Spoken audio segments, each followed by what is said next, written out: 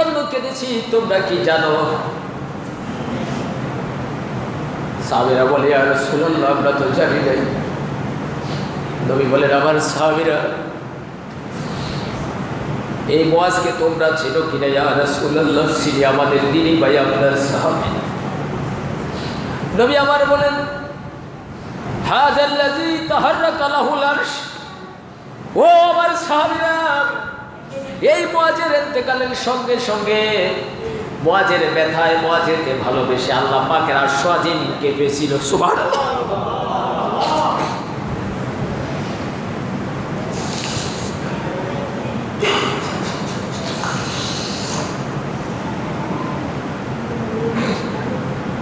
وفتحت له أبواب السماء। আর এই মুয়াজের সম্মানার্থে আকাশের মালিক আসমানের সব দরজা খুলে দিয়েছেন।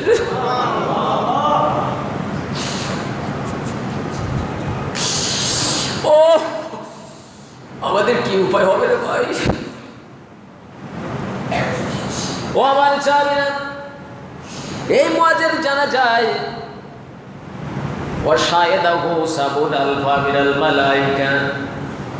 তোমাদের সাথে আমি নবীর পিছনে রহমতের ৭০,০০০ ফেরেশতা মুয়াজের জানাজায় উপস্থিত হয়েছে। কয়টা গুণ? একটা হলো মুয়াজের ইন্তেকালে আল্লাহ পাকের আরশ আজিম কেঁপেছিল। দ্বিতীয় গুণ হলো মুয়াজের ইন্তেকালের কারণে তার সম্মানার্থে আল্লাহ পাক ওয়াফতিহাত লাহু আবওয়াবুস সামাই, আল্লাহ পাক তার আসমানের সকল দরজা খুলে দিলেন। ৩ নম্বর মুজিজা হলো মুয়াজের বুজুর্গি হলো, কেরামতি হলো, তার সম্মান হলো ওয়াশাহিদাহু সাবউনা আলফা মিনাল মালায়েকা। আর এই মুয়াজের জানাজায় আল্লাহ পাকের রহমতের ৭০,০০০ ফেরেশতা উপস্থিত হয়েছে। আল্লাহর নবী বলেন এত বুজুর্গ আমার সাহাবী, এত সম্মানিত সাহাবী, তারপরে যখন কবরে রাখলাম আমি দেখলাম আমি দেখলাম মুয়াজকে কবরে রাখার সঙ্গে সঙ্গে কবরের মাটিগুলা দুই দিক থেকে মুয়াজকে সাফা দেওয়ার জন্য খুব দ্রুত চলে আসলো।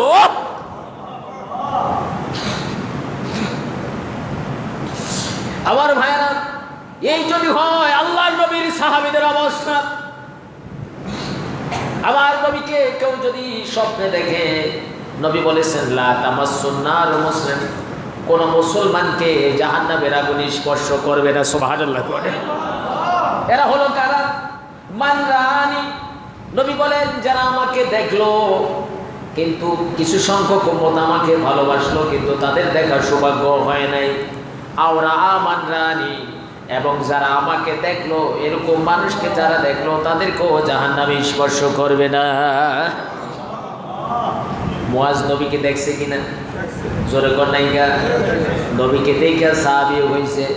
সাহাবী হওয়ার পরও যদি কবরে এই ধরনের আচরণ করে, আমার মতো কলিমতি সনিমতি আপনার মতো মানুষের কি উপায় হয়? কবরে চিন্তা করেননি।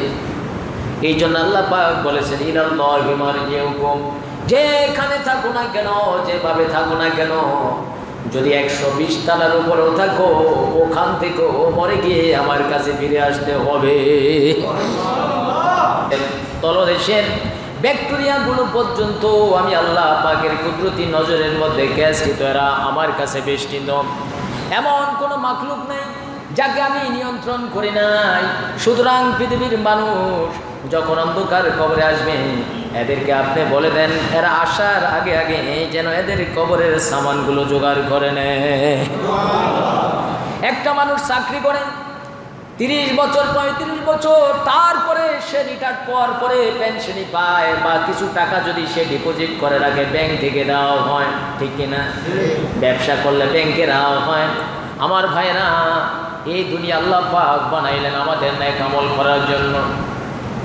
আল্লাহ বলেছেন ওমা খালাকতুল জিন্না ওয়াল ইনসা ইল্লা লিয়াবুদুন, আমি আমার বান্দা বান্দি শুধু সৃষ্টি করেছি কেবলমাত্র একমাত্র আমার ইবাদত করার জন্য। কার ইবাদত করবে? খাইতে গেলে বিসমিল্লাহ বলে খাবে, আর এই হাতের দিকে তাকাবে। একটা হাতের মধ্যে 5টা আঙ্গুল, এক একটা আঙ্গুলের মধ্যে 60টা করে কবজা। কয়টা কবজা? কোনোদিন এই কবজার মধ্যে তেল দিলাম না, কোনোদিন এই হাতের কবজার মধ্যে মোবিল দেওয়া লাগলো না, কোনোদিন হাতের কবজার মধ্যে গ্রিজ দেওয়া লাগলো না, অটোমেটিকভাবে এটা বন্ধ হয় আবার এটা ওপেন হয়ে যায়। আল্লাহ পাক আমাকে 2টা শাটার দিয়ে দিলেন। যখন আমার রাত্রে ঘুম আসবো দুটোটা শাটার টান দিয়ে আমি ঘুম আসলাম, আবার যখন আমি জাগ্রত হব দুটোটা শাটার খুলে আমি আল্লাহ পাকের সুন্দর রাজত্ব দেখলাম। এই শাটারকেও খুলতে হয় না, এই শাটার কোনোদিন বন্ধ হয়ে যায় নাই, এই শাটারের মধ্যে কোনোদিন তেল দেওয়া লাগছে না, লাগছে নাকি? কোনোদিন মোবিল দিছেন নি? কোনোদিন নাট টাইট করছেন কিনা? কোনোদিন নাট ডিল হয়ে গেছে কিনা? এই শাটারের মধ্যে জঙ্গে ধরে নাই, এই কবজার মধ্যে কোনো প্রকারের জঙ্গে ধরে নাই। সেই জন্য রব্বুল আলামিন বলে, বান্দারে আমি তোদেরকে সৃষ্টি করেছি কেবলমাত্র একমাত্র আমার ইবাদত করার জন্য। বলেন সুবহানাল্লাহ। বান্দা, এই ইবাদত করতে গিয়ে কোনো প্রকার গাফিলতি করবে না, কোনো প্রকার বিচিত্র বা বিপদগামী হবে না। যেইখানে থাকো না কেন আমার দিকে ফিরে আসতে হবে। ইলাল্লাহি মারজিউকুম ওয়া হুয়া আলা কুল্লি শাইইন কাদির। সুবহানাল্লাহ। আমার ভাইরা, পৃথিবীর সব মানুষের কবরের মধ্যে পিঠ লাগাইতে হবে। আল্লাহ নবীকে প্রশ্ন করলেন, ইয়া রাসূলুল্লাহ, কোনো মানুষ যদি সাগরের মাছের মধ্যে পেটের মধ্যে চলে যায় তাহলে তার কবর কোথায় হবে? হয় না এরকম? অনেক মানুষকে মাছে খায় না, নদীতে ডুবে গেলে মাছে খায় না, কথা বলতে গিয়ে। আবার অনেকে বাঘে খায় কিনা, এদের কবরের সোয়াল জবাব হবে কিভাবে? আল্লাহ নবী বললেন, যে মাছের পেটে তার কবরটাই মাছের পেটে। তোমার যাকে বাঘে খাবে তার হিসাব বিকাশও সেখানে হবে। নবীজির কথা বিশ্বাস হয়নি? জোরে কর না। তো কবর কেমন জিনিস? এই পৃথিবীর মধ্যে মানুষ মরার পরে আল্লাহ পাকের আরশ আজিম কেঁপেছে, বা আল্লাহ পাকের আরশ আজিম দুঃখে দুঃখিত হয়েছে নবীরা ছাড়া এমন কোনো নজির নাই।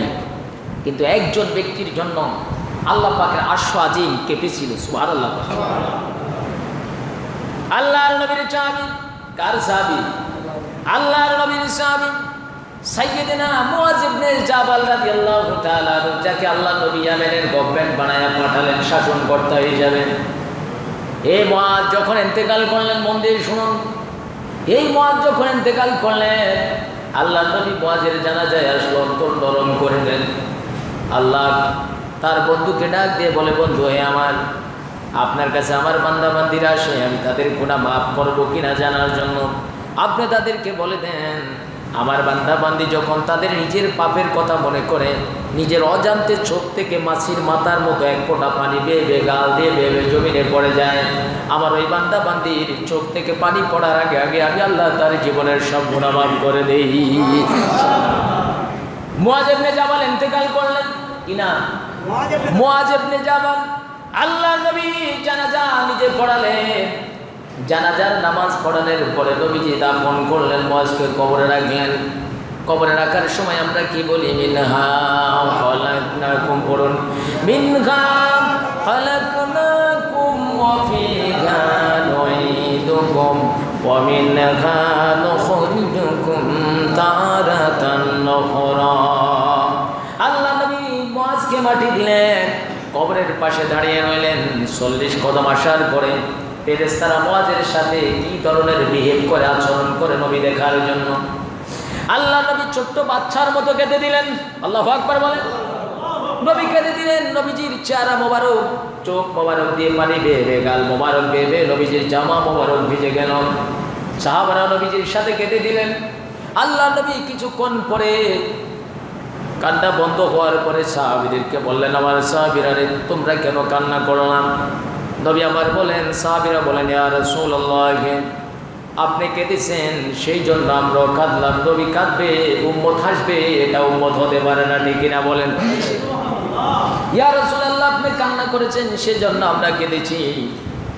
নবী আমার বলে, সাহাবীরা রে, আমি যে কি জন্য কাঁদিছি এটা কি তোমরা জানো?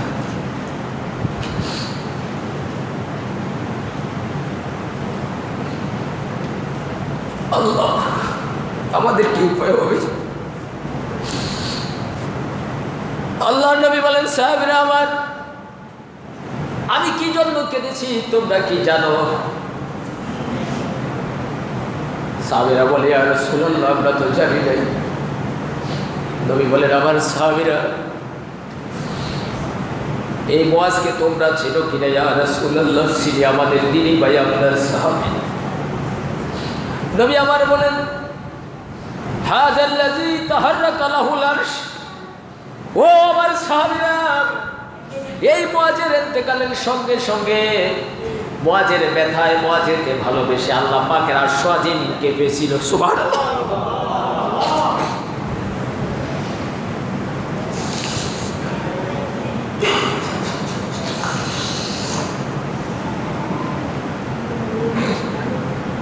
وفتحت له أبواب السماء। আর এই মুয়াজের সম্মানার্থে আকাশের মালিক আসমানের সব দরজা খুলে দিয়েছেন।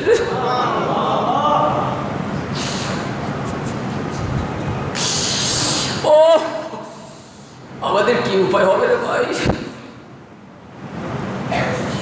ও আমার সাহাবীরা, এই মুয়াজের জানা যায়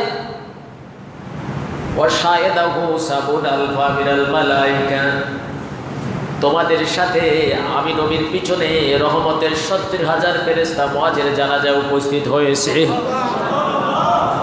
কয়টা গুণ? একটা হলো মুয়াজের ইন্তেকালে আল্লাহ পাকের আরশ আজিম কেঁপেছিল। দ্বিতীয় গুণ হলো মুয়াজের ইন্তেকালের কারণে তার সম্মানার্থে আল্লাহ পাক ওয়াফতিহাত লাহু আবওয়াবুস সামাই, আল্লাহ পাক তার আসমানের সকল দরজা খুলে দিলেন।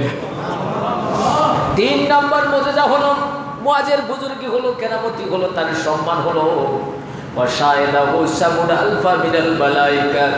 আর এই মুয়াজের জানাজায় আল্লাহ পাকের রহমতের 70,000 ফেরেশতা উপস্থিত হয়েছে। আল্লাহর নবী বলেন এত বুজুর্গ আমার সাহাবী, এত সম্মানিত সাহাবী, তারপরে যখন কবরে রাখলাম আমি দেখলাম আমি দেখলাম মুয়াজকে কবরে রাখার সঙ্গে সঙ্গে কবরের মাটিগুলা 2 দিক থেকে মুয়াজকে সাফা দেওয়ার জন্য খুব দ্রুত চলে আসলো।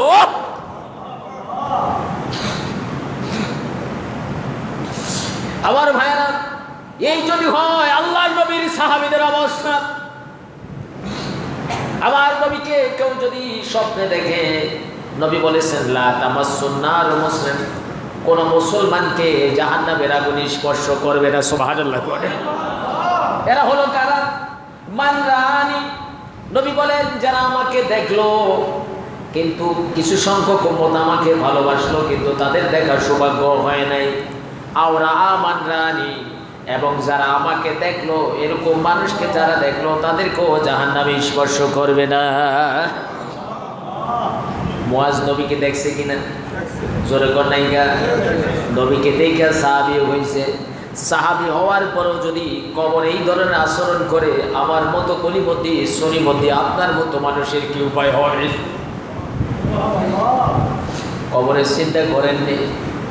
এই জন্য আল্লাহ পাক বলেছেন ইলাল্লাহি মারজিউকুম, যেখানে থাকো না কেন, যেভাবে থাকো না কেন, যদি 120 তলার উপরেও থাকো, ওখান থেকেও মরে গিয়ে আমার কাছে ফিরে আসতে হবে। নবী কান্না করতে করতে অস্থির হয়ে গেলেন। আল্লাহ নবী শুধু বারবার কাঁদেন, ও রব্বুল আলামিন, আমার মুয়াজের এই অবস্থা হলো, আমার সাহাবী হওয়ার পরও আর আখির জগনায় আমার উম্মতরা যে গুনাহ করবে, এদের কি উপায় হবে? এরা কিভাবে কবরে থাকবে? আবার রব্বুল আলামিন সঙ্গে সঙ্গে নবীকে সান্ত্বনা করে দিলেন, জিবরাইল আমার বন্ধুর কাছে যান, আমার বন্ধুকে আমার সালাম দিস, আমার বন্ধুকে বলবি আমার বন্ধুর উম্মতরা যখন গুনাহ করবে, আমার বান্দা বান্দিরা ওই গুনাহ করার পরে যখন আমার বান্দা বান্দিরা নামাজের সিজদায় পড়ে যাবে, আমি আল্লাহ পাক তাদের জীবনের সব গুনাহ মাফ করে দেব। বলেন আল্লাহু আকবার। প্রাণ করে দুরূদ শরীফ পড়েন। আল্লাহ